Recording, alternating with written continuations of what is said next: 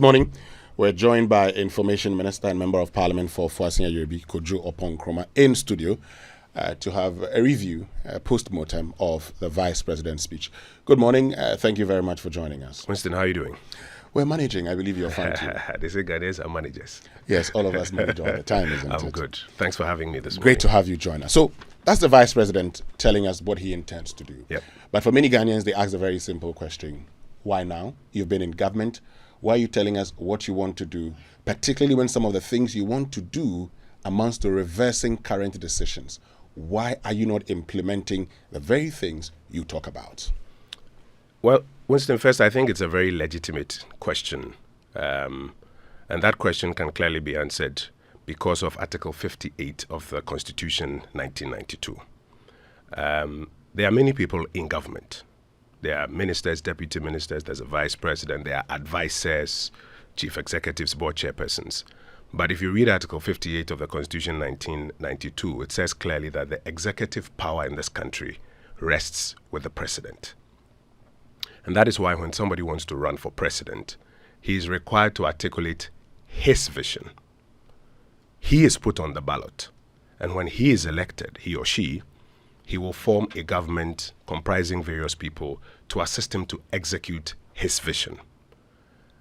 It is a reason for which you would find that when President Mills passed on, though he had a vice president in the person of then Vice President John Mahama, after President Mills passed on, President Mahama had to hold what he called his policy address. I was then in your seat right now. He held it at the Accra International Conference Center to outline his vision. Why now? It's because he was now under Article 58. He was now the president. He had to therefore articulate his vision. Dr. Bawumia has been Vice President of the Republic since 2017, Chair of the Economic Management Team, Member of Cabinet, and over the period he has participated in the work of this administration. But having won the flag bearership slot of the New Patriotic Party, he now has to articulate his vision. And there are parts of his vision that seek to continue some parts of the work of this administration, the Akufo-Addo administration, and there are parts of his vision that will be a clear departure from the Akufo-Addo administration. So I think that in that clear context, it's easy for everybody to understand why now that he is the one seeking the office, he has to articulate his vision. But then the other question comes up. As chairman of the Economic Management Team, member of Cabinet, now, these are policies that have been debated, and you as chairman of the Economic Management Team certainly would know. Why are these programs implemented contrary to your belief? So what is the Economic Management Team?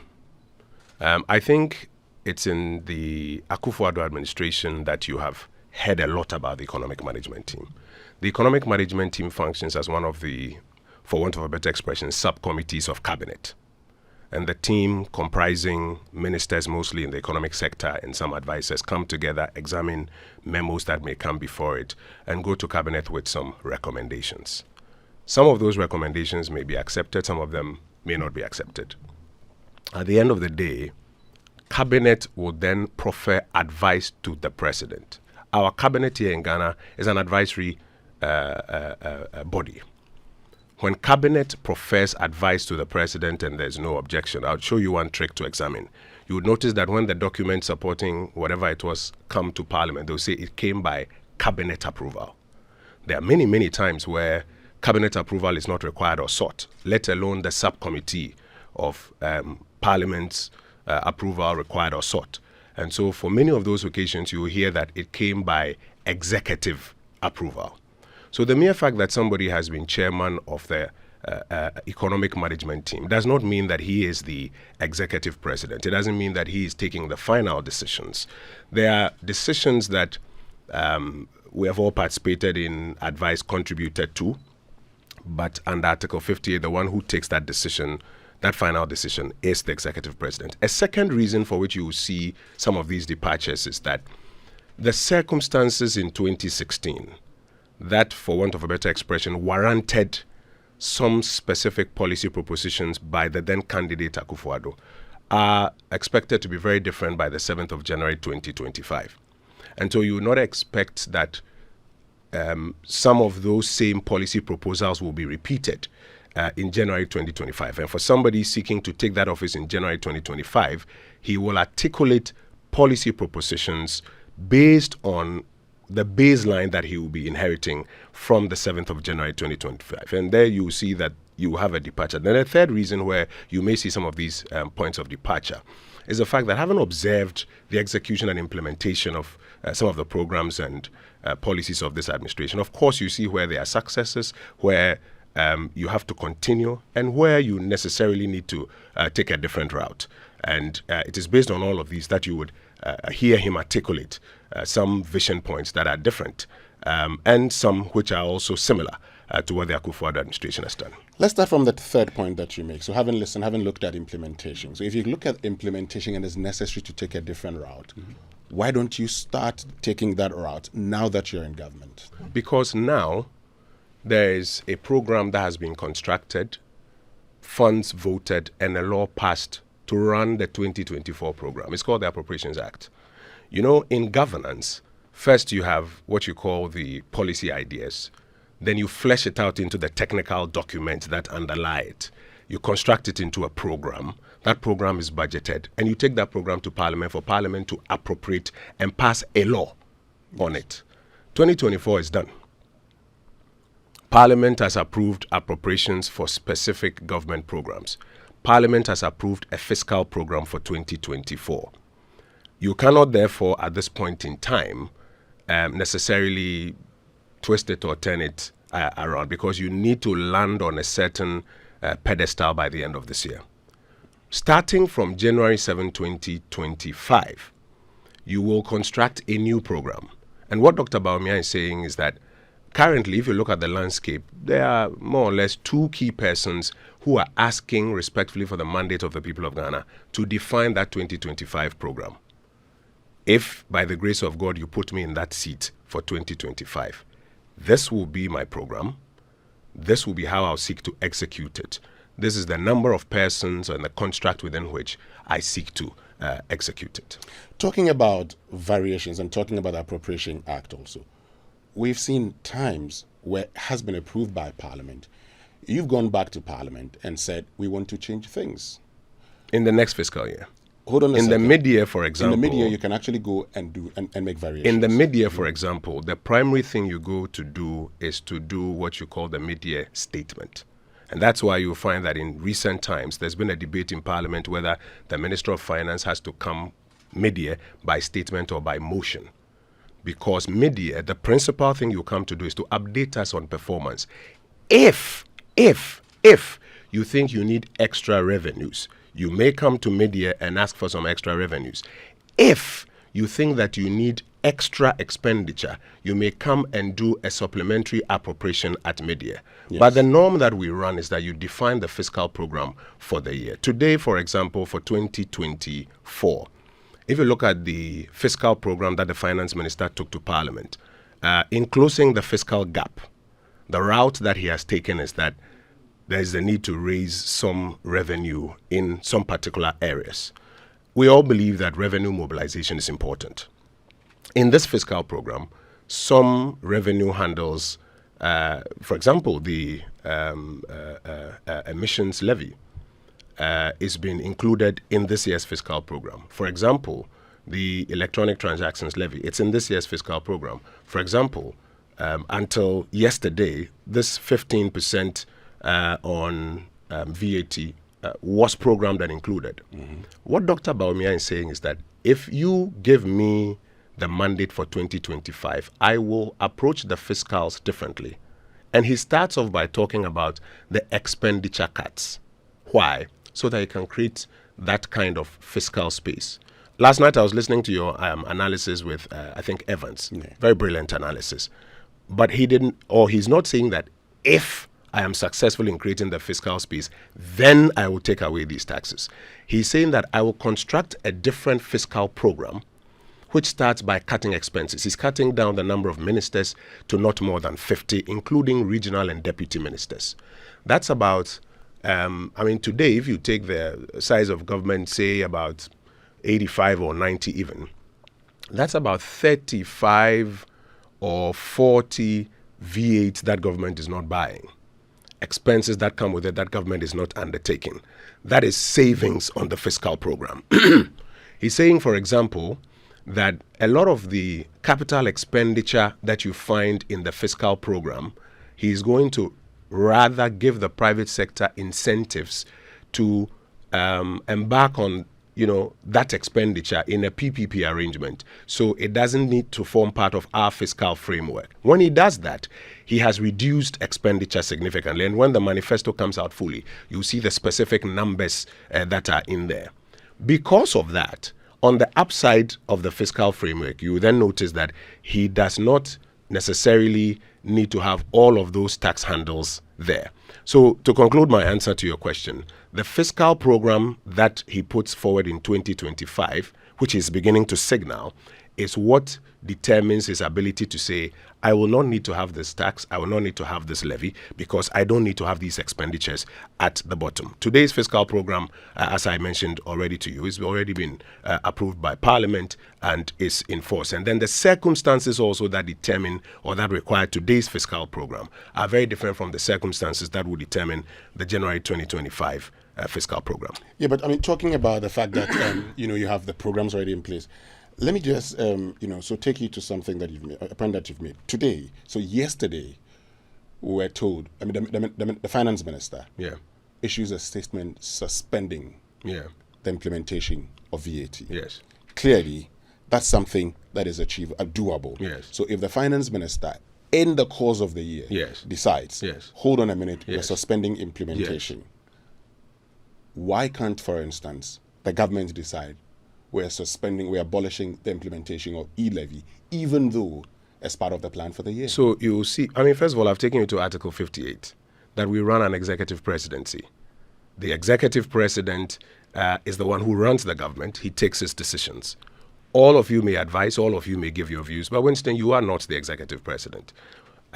Today, all views may be expressed, but none of us can hold the wheels to move it in any particular way. If you read the finance ministry statement, it says in that same statement that they are suspending implementation and they are going to do some further consultations, and they expect that those consultations will yield other measures that they can achieve the same fiscal, program that they have put in place. So it's not a fait accompli that they have suspended it and that's the end of the matter. They are going to have to find a way to answer that question. President Akufo-Addo's government has to find a way to answer that question. And the finance minister, who is responsible for fiscal policy, having put out that statement, even included that in the statement. Mm-hmm. All of us may give our pieces of advice that we think they should go that way or we think they should go that way. But when you become the flag bearer of the party, you also now have a responsibility to tell us that. So if you were constructing this fiscal program, how would you construct it? And I think that is quite clear. We may prefer views. He has preferred his views, but the decisions that have been made today have been made. Moving forward, what he's saying is that if he has the opportunity, this is how he will construct his fiscal program. The question for me is this: is it a good idea? If it is a good idea, is it implementable? If it is implementable, do people like it? That is where I think we need to focus our attention. We would get to that point. But you've talked about the fact that, beg your pardon, the weather is dry. Yeah, we're all struggling with it. You've talked about the fact that he may have his views, but the buck will stop with the president. Absolutely. The question Ghanaians are asking, what were his views on these policies that he intends reversing? So, for example, if you take building a digital economy, and the things that need to go with building a digital economy, Vice President Bawumia's views on that have never been hidden. He's always, first of all, believed that the Ghanaian economy should go cash light, and to facilitate that, you need a lot of digital payment platforms integrated to function. And as part of that, if you recall, he was quite clear that taxes on digital payment systems negatively affect, first of all, the growth in that space, and secondly, in particular, the poor who are early adopters. His views have never changed on this matter. But he's not the president. Okay. I'm coming. Mm-hmm. I'm coming. He's not the president. He may express these views.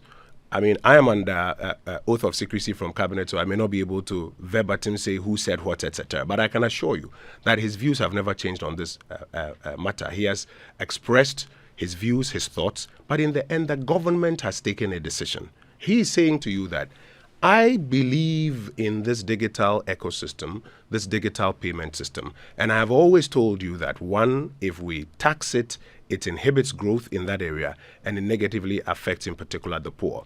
In the past, when the government chose to do it, based on the advice that came from various quarters, including his, what the central government decided was to introduce a threshold of, I think, 100 Ghana cedis, seeking to respond to those concerns. He says, if I have the opportunity, it's a total no-go area. And I don't think that there's anything wrong with that. In fact, listening to the commentary and reading online conversations, I see a lot of young people who are excited about this very clear vision that he has expressed even way before now, and now that he's seeking for this office, putting out there that if you give me the mandate, I'm going to take it off totally. If you give me the mandate, for example, when it comes to the telecoms industry, cost of data is very high. And today, the approach is to, for example, give spectrum based on who's the highest bidder.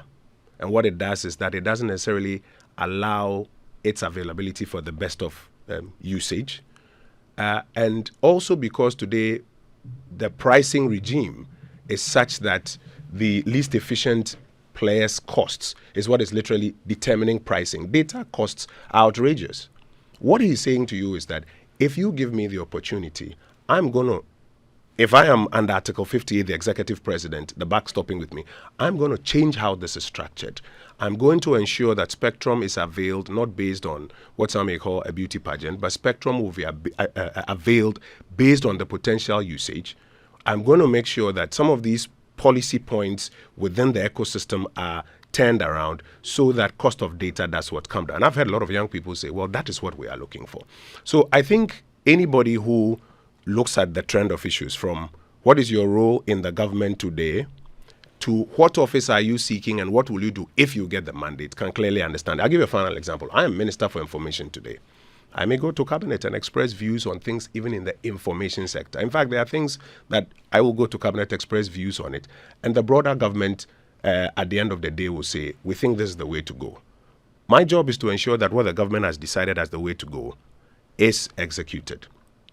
If I am the one expressing my vision tomorrow because I am leader of the party, or if you are leader of the party tomorrow and you're expressing your vision, you will express the one that you believe when you get the opportunity you want to execute. And I don't think that there's any equivocation in that. Okay, now, but talking about this, and so I just want to get you clearly on something like, say, e-levy. Yes.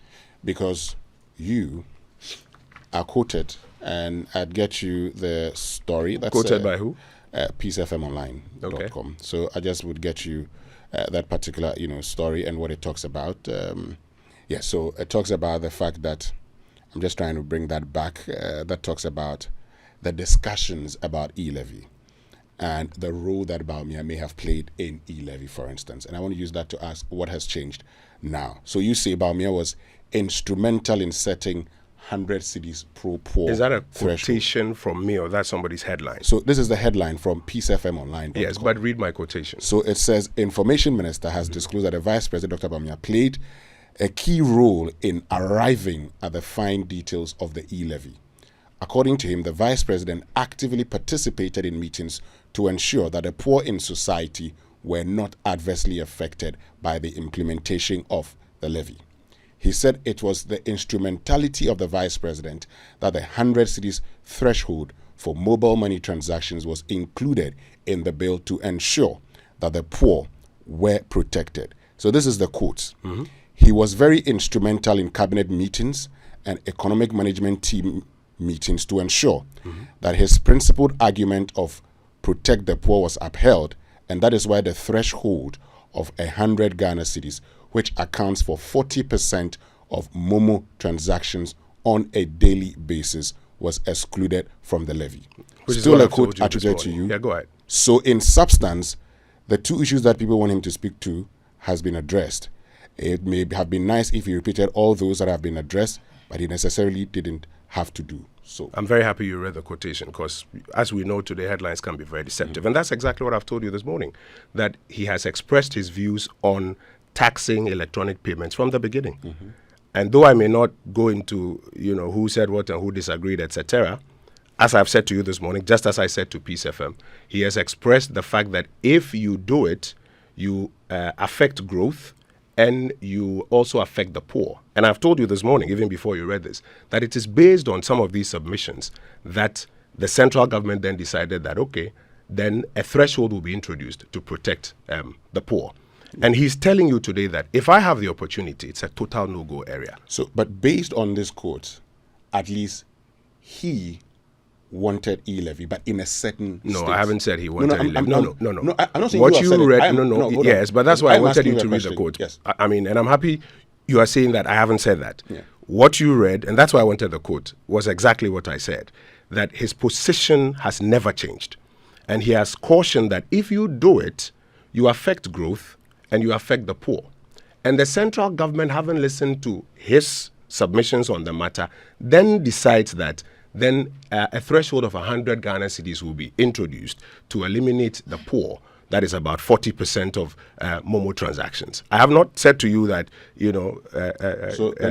was an advocate or he was in support of it. What I've said to you, which is what I said to Peace FM, is quite clear on this matter. So following that decision, what people would want to know is, following the introduction of the 100 cedi threshold, did he then support the e-levy? Well, I mean, he has expressed his caution that this thing that you want to do, this is the risk associated with it. Having expressed that caution, the central government has taken a certain position. Today, he's telling you that after the central government has done this, if you give me the opportunity, this is what I will do about it. I think that is quite clear on what his position is on it. But, talking about the role, Kojo, so I just want to read something that President Akufo-Addo said in the State of the Nation address in 2018, page 2, last paragraph. He says, I am glad to be able to report that the economic management team, under the stellar leadership of the strong, brilliant economist, Vice President Mahmoud Bawumia, has risen to the challenge, and the hard work is beginning to show positive results. So which challenge is he talking about? The challenge of providing advice to cabinet, the challenge of providing advice to the government. And then the government and the cabinet will consider this advice, take decisions, some of which have borne fruit.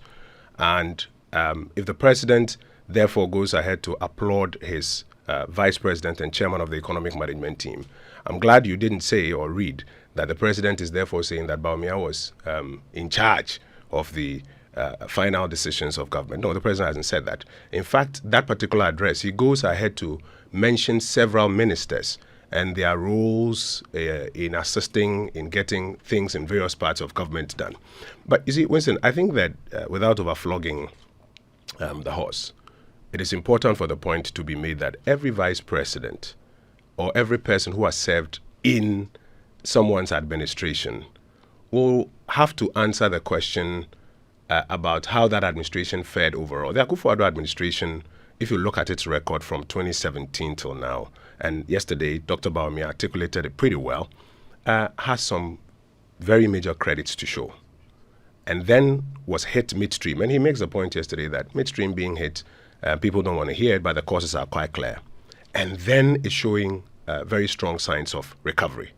If today, out of that administration, the vice presidential candidate has the opportunity to articulate his vision, I believe that a good chunk of the work left ahead of us, while, yes, examining the record of the administration, is also to examine the vision and ask ourselves whether this vision answers the questions on the hearts and minds of people. Okay. Yesterday, I watched one of your reporters interview Guta, and I was stunned. Guta says that they get the impression that this candidate who is putting his vision has included in his vision some of the points that they have been making. Points about the import regime and the taxes associated with that, and they are very pleased with it. That for me is clear that the vision is put out there solves a particular problem. The vision is put out there responds to a particular issue. And I think that we would also be helped by going through various parts of the vision and asking how it addresses various parts of those issues. We'll get to all of that, but a lot of people have been sending in their questions. And so Yeman says, so Oppong Nkrumah is telling us that Bawumia did not know about Article 58 when he asked then Vice President Emisa Arthur 170 questions. Was it not the same Bawumia who asked Ghanaians if they remembered the members of the NDC economic management team, if they were not so relevant? Usman Abbas says, Bawumia is telling us that you can have your cake and eat too. He messed up the country with his boss with a legend of promises, but nothing to show for it. Now he's trying to isolate himself from their own policies and yet another series of promises. Kama has what? This one says, please ask Kojo, under what capacity is he speaking? As a communication minister or Bawumia spokesperson? Henry from Kasua. And T-Smart says, it was mid-year that this same NPP varied income tax from 35 to 30 and the threshold from 10 to 20,000. So what is Kojo Oppong Nkrumah saying? Because they wanted, or because the administration wanted more revenue within the fiscal program. Okay. Leonard Ansan says, in one breath you say you have managed the economy well. When we say it's not true and we ask you to speak to the facts, you say you did not have the power to make decisions. So we can see things for ourselves. We can really see things for ourselves. And this one also says that one of the conclusions on the vice president's speech yesterday is that his speech is an indictment on the present government's policies. I mean, he spent a lot of time answering the questions about the economic record of the current administration. If you have a few minutes for me to, highlight a few things. Take, and I heard somebody say, if we, raise the facts. So let's look at the facts. Take growth, for example. Between 2013 and 2016, growth was averaging 3.9%. 2017 to 2020, growth increased to an average of about 5.3. Those are the facts. Yes, following COVID and the global slowdown, our growth declined to an average 4.9. That 4.9 still is higher than the 3.9 of the previous administration I was speaking about. And he goes on to make the point that if you even go into the breakdown, whether it's agri industry services, you will find that growth has done better even under the current circumstances than it did in the previous administration. He takes trade balance, for example, and he makes the point, the facts are there. So for those who are asking about facts, the trade balance, that's the difference between exports and imports prior to 2017, was in persistent deficit for the best part of like 30 years. Between 2013 and 2016 specifically, the deficit averaged about 2.5 billion. That was our trade deficit. The balance improved significantly to a surplus of 1.8 billion between 2017 and 2020. That's the record. Notwithstanding the global crisis, we have continued to record a trade surplus averaging about 1.9 billion between 2017 and 2020. That's still a better performance than the previous administration. So I'm just answering those who are asking about facts for. Okay. And then there's a question about, so if he knew the role of the vice president, what was he asking Emisa Arthur to answer 170 questions? There's nothing wrong with you asking me questions this morning. If tomorrow you are a minister of state and somebody asks you those questions, I will be disappointed in anybody who says that, so why was Winston asking those questions at first? Because there's nothing wrong with asking questions. What matters more are the answers you provide. So yes, Vice President Bawumia asked about 170 questions. There was nothing wrong if the Vice President at the time stood up to the podium and said, this is the work that this administration has done, this administration of which I am a part, has done in responding to these issues. In fact, these are my personal views, or this is my vision, or this is my thought on this matter. Do you know the answers that were provided to those questions? You don't, because they never answered them. Today, people are asking those questions, and they are legitimate, and we will provide the answers to those questions. That's why I went into the facts. When it comes to the question of vision, we will provide Dr. Bawumia, who is a leader of the MPP's vision, and will explain for each of the 20 parts of his vision board that he has put out there. We'll explain how he seeks to achieve them. So we're happy to receive the questions. If anybody has another 150 or 160, 170, we're happy to respond to all of those questions. Let's get to a lot of the things he says. For instance, about leveraging the private sector. Yes. So he's talked about resorting to the leasing of vehicles and printing, and that saves us money. How does that really work? So first, you have to go to his macroeconomic stability plan, which is one of the 20 parts of his vision, that we have to sustainably restore macro stability. One of the ways to do that is to keep expenditure under control. So there are two first things he talks about. One, cutting down the size of government. And as I mentioned, if you reduce the size of government to about 50 ministers, that's about another 40 or 35 V8s, fuel, support, offices of ministers and that attendant infrastructure that you are saving. He's also saying that a lot of the capital expenditure that government on its own seeks to do and often gets trapped because of the lack of resources to complete, and you find contractors legitimately complaining, etc. He's going to work with a broader PPP approach to crowd in the private sector to do those. So there will be, for example, road projects and other infrastructure projects that you would create incentives for the private sector to come in and do and get rewarded for it, instead of the Republic having to find 100 million, 200 million that it does not have, which is not coming in taxes, and we don't want to always be on the capital markets borrowing those amounts to satisfy those same projects. He's also saying that even in the goods and services budget, there could be a way by which, instead of, let's say, spending $80,000 to procure a particular asset, the private sector will not procure that asset, but will rather use that $80,000 for something else.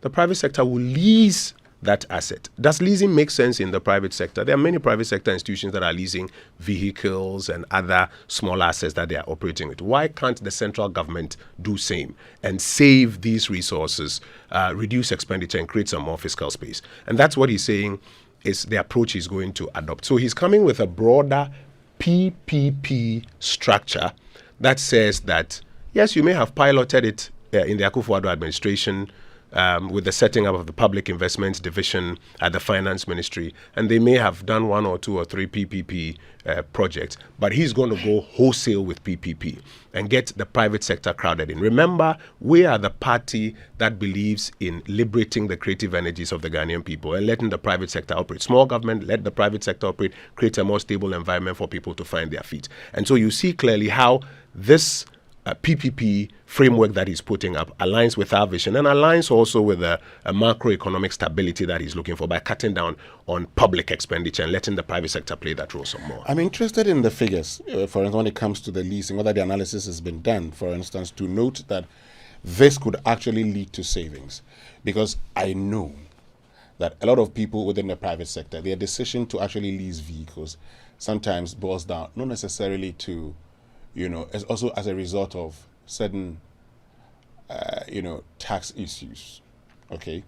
For government, for instance, what would be the justification? What calculations have been done to show, for instance, that if government decides to lease a vehicle, say for how many years, whether that would be better than buying, for instance? So you are an accountant. I'm an accountant as well. There are tax reasons for which private sector organizations lease. Yeah. But beyond tax reasons, there's also cash outlay reasons for which private sector organizations or any entity chooses to lease. You can do a lease and you can do a lease to buy. Yeah. There are various models. Now, what the leader of the New Patriotic Party is saying is driven principally by a cash outlay challenge that we have here in this country. If you look at your budget on an annual basis, if you look at the appropriations and you look at how much in the capital, and the analysis that we did, you look at how much in the capital expenditure allocation is possible to save by not buying those assets and instead leasing those assets from the private sector and requiring the lessor to, over a period, make available, if he has to make changes to it, make available that particular asset in good condition for its purpose. There's a lot of money that you can save and ensure that the regular demand for more taxes from the same Ghanaian who is suffering goes down. Now, he mentioned yesterday at the beginning that this is not the manifesto. This is his vision board. And I think in the next 2-3 weeks or so, he's going to announce the manifesto committees and the subcommittees, which are going to do the full fleshing out based on the initial calculations that have been done, and which will now come to market and tell you. For example, when he says he's going to do tax reforms and change the tax regime for income tax, instead of having all of these bands, he's going to go for a flat rate of a particular percentage. You notice he doesn't mention the percentage. Yeah. Yes, he says a particular percentage. He goes further to say that he's also going to give a tax amnesty for a particular period. Why? Because you are now going to have all of this detail put out there before the public. Today, what he's doing is sending or signaling to you the policy direction. That his policy direction is that he's going to be doing a lot of leasing instead of buying. When we get on that playing field, we will now put out all of these numbers for that detailed analysis. Today, 20 bullets of his vision point, and one of them says that he's going to deal with the cash outlay issues, do more leasing than buying. He's talked about, having a fiscal and administrative decentralization. Yes. What sort of, fiscal and administrative decentralization does he intend to implement? How different is that going to be from what we currently have? Today, there are a lot of agencies that operate at the district assembly that don't report to the district assembly. So administrative decentralization is only partial today. You have a lot of officers in district assemblies who don't actually report to the DC. They report to a boss in Accra. And therefore, their ability to fit into the local government structure there and respond to the issues there is always questioned. That's the administrative decentralization that he's talking about. In terms of fiscal decentralization, there are two parts to it. The revenues at the district levels or at the lower levels are pretty low. And a lot of MMDCs and a lot of district and municipal and metropolitan coordinating councils, if you look in their books and look at local revenue as a percentage or a share of their total revenue, it's honestly below par. What he's saying is that on the top side, you need to get into the model used in other countries where they up how much they are raising locally to attend to local issues, not just waiting on the DACF. Yes, DACF is very important, but local revenue needs to be upped. And then on the expenditure side, you notice that if you take our national budget, there is very little room for decentralized spending, apart from what goes to the DACF. So one of the things I know he's been actively working on is, for example, on the remnant of the infrastructure budget, what part of that can be dedicated to lower level infrastructure. It's similar to what in this regime we have tried to do with the development authorities, which has had its own challenges. But it circumvents it in a way and ensures that within the national budget, you have some fiscal resources allocated for specific, and I think it will be on a district basis, specific districts to execute some projects there. So when he talks about fiscal and administrative decentralization, there is a difference between what we are doing now and what he will do if he becomes the leader of the Republic of Ghana on January 7, 2025. But talking about upping, revenue at the local level, for instance, today, there's what they can collect. If you look at those within the local government space, what they will tell you is that government, as in central government, actually pushes the hard to collect revenue to the district assembly. Which one is the hard to collect? I'll tell you shortly. Tell me. Is he Yeah.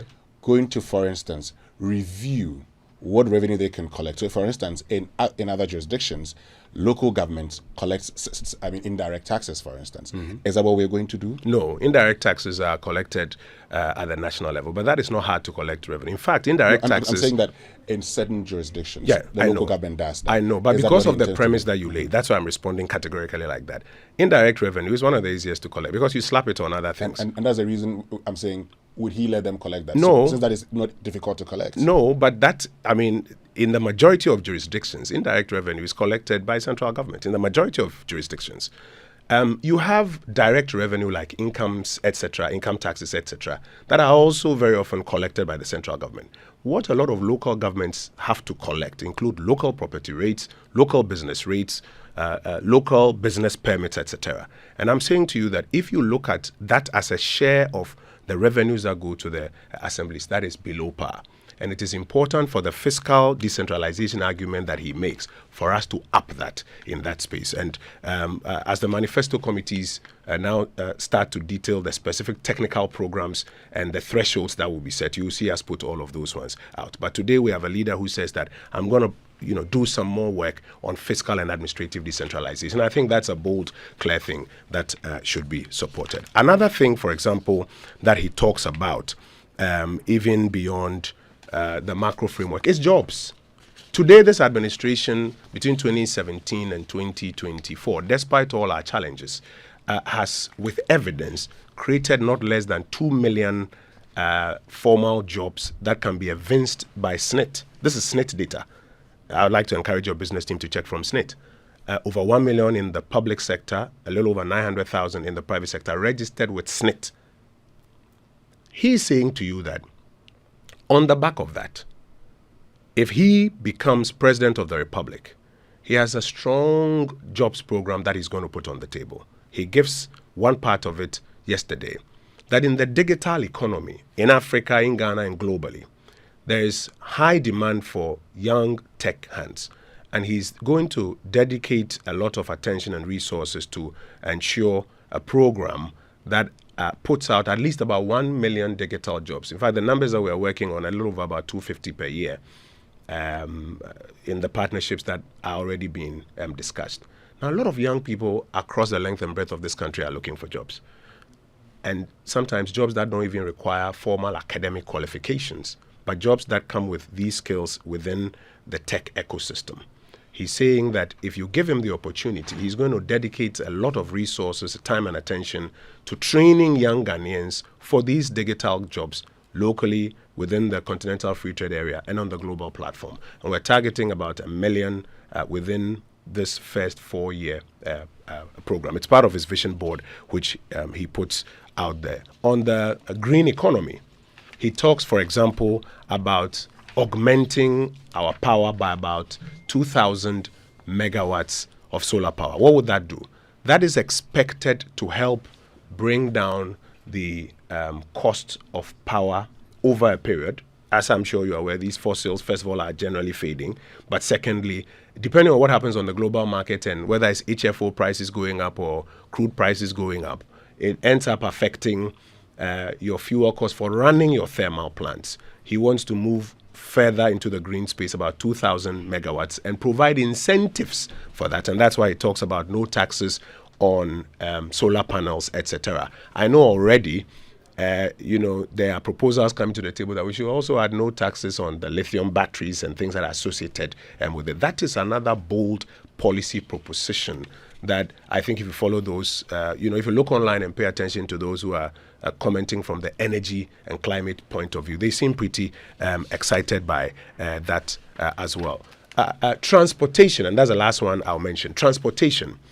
He's been considering how do you cut the cost of public transport and signal to even private operators that you can also cut down the cost. Today, the two major drivers are fuel and spare parts. That's why we have this endless battle with, the GPRTU every time. You have petrol price increases and then they go up. And even when petrol prices come down, they say, but spare parts prices have gone up.